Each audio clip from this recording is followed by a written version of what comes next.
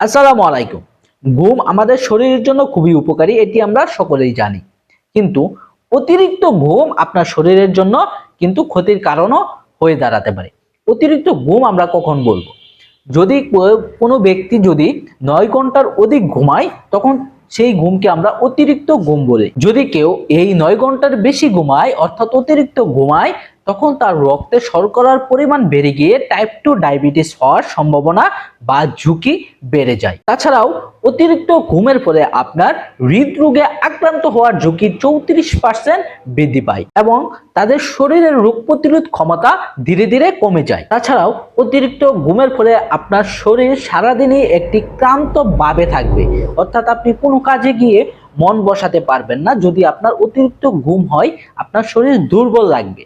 তাই যারা অতিরিক্ত পরিমাণে ঘুমান তাদের শরীরের মধ্যে খুব সহজেই রোগ জীবাণুগুলো বাসা বাঁধতে পারে এবং তারা বিভিন্ন রোগে আক্রান্ত হন। তাদের শরীর স্বাস্থ্য ঠিক থাকে না। তাই আপনারা কেউ অতিরিক্ত পরিমাণে ঘুমাবেন না। যতটুকু ঘুম আমাদের স্বাস্থ্যের জন্য উপকারী, ঠিক ততটুকুই ঘুমাবেন।